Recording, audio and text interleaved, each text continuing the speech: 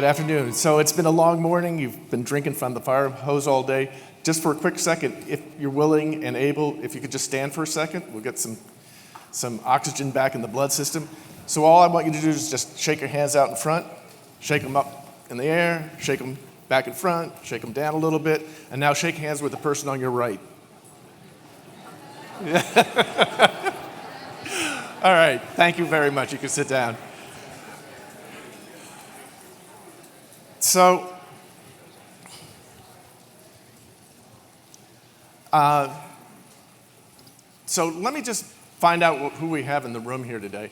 And there's issues that a lot of companies are facing, and I'm just curious whether any of these are problems or issues that you're facing in your company. So a show of hands, how many people have companies where employee engagement, absenteeism is a concern? All right? And how about worker productivity? Is that something that people are concerned about? What about retention of key and experienced employees? Yeah, a lot of hands on that one. And of course, the big one, controlling healthcare costs.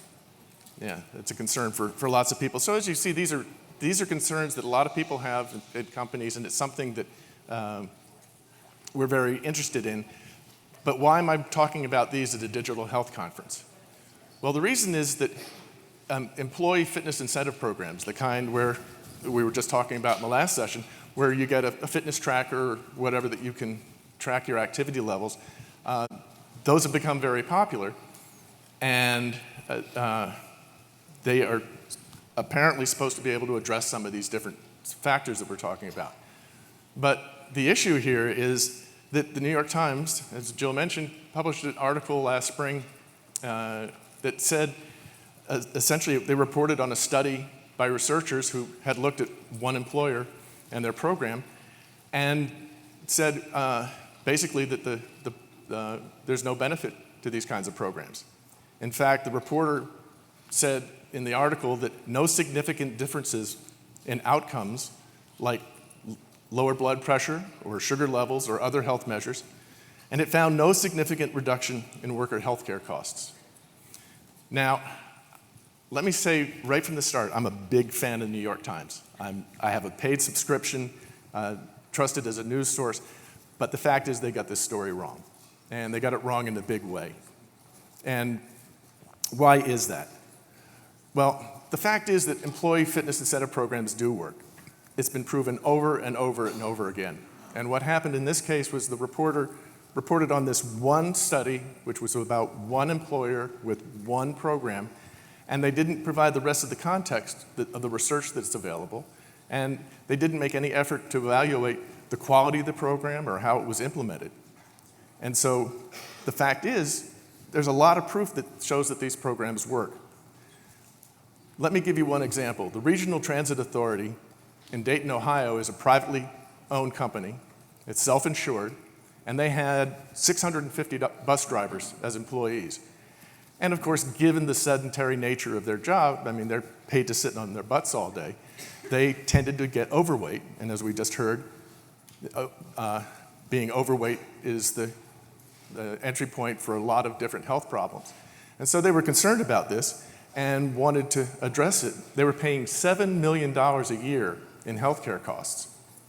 And they did have a health coaching program, but they found that it was really difficult to get the bus drivers to engage in the program. But what they did was they started a pilot program that included a fitness tracker, and the bus drivers would get extra exercise. They'd walk up and down the aisles of their bus or around the parking lot during their breaks. And the program was so successful that they almost immediately rolled it out to all 650 drivers. And what they found was that glucose levels dropped on average 17 points. They found that LDL cholesterol dropped on average 12 points.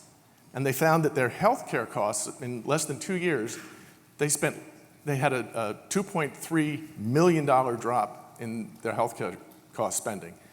And if you do the math, it works out to about $3,500 per employee, per driver. But that's not the only example. Springbuck did a retrospective study of a large employer. They had 20,000 employees. And looking back over their health records, the study found that 5% of those employees were enrolled in a employee fitness incentive program, again, that relied on a tracker, among other things. And so 5% of those employees were participating in it.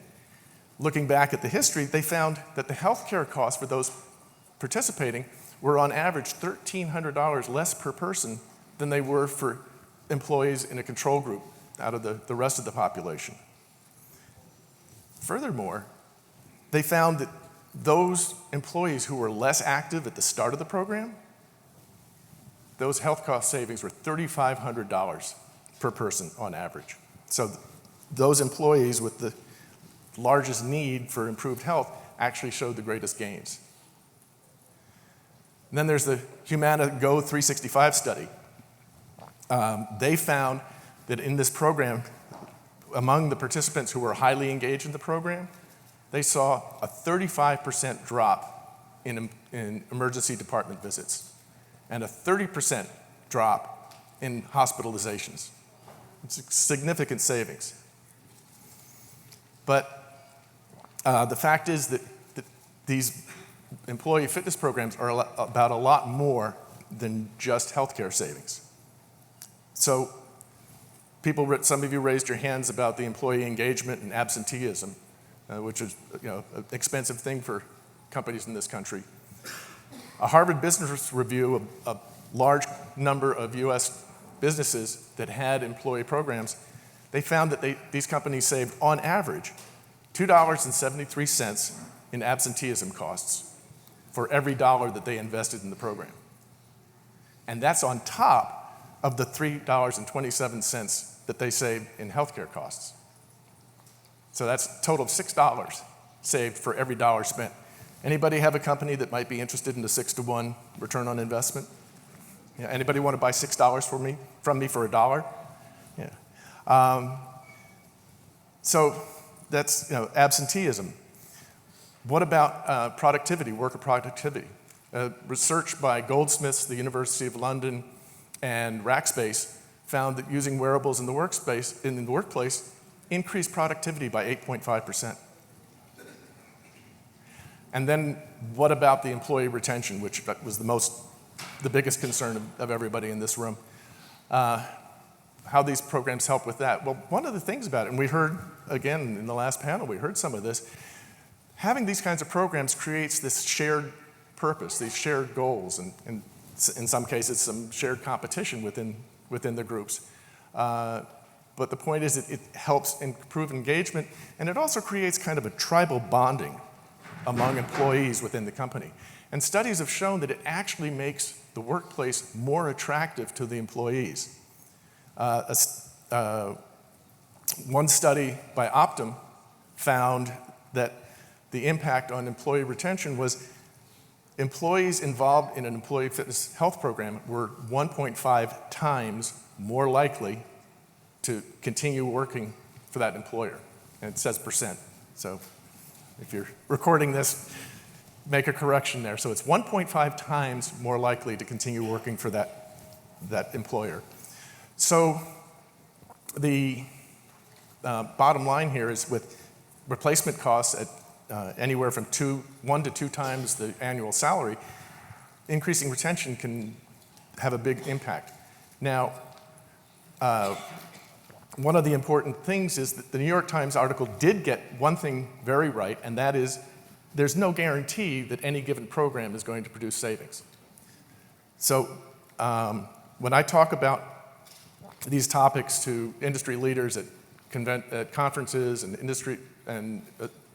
industry association meetings, I point out that 3 different keys for success for these kinds of programs. And the first one is that there's no one size that fits all.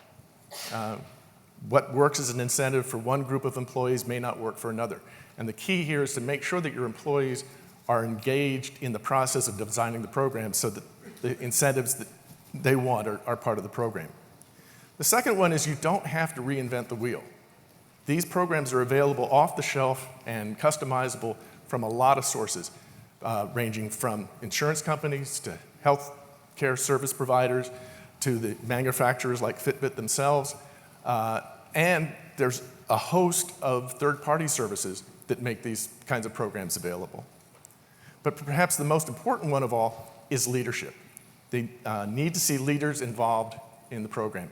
And that's part of that whole tribal bonding things. If you can see that the CEO and everybody all the way down is out walking with everybody else to hit their goals and be part of the program, it makes a big difference. So these programs can definitely produce significant benefits, and we've also got evidence that shows how you can make these programs more successful. Now, if you're interested in getting my slide deck and an annotated version of my speech with links to all the different statistics that I've cited, all you have to do is text DHS 2020 to 44222, and we'll get it. If you have questions, if you want to continue the conversation about this, feel free to reach out to me personally, alfredpoor@healthtechinsider.com. And I thank you, and I hope you find a lot of good information at Digital Health Summit this year, and I know we have a lot of great content coming up for you later today and all day tomorrow. So thank you. Thank you. Perfect.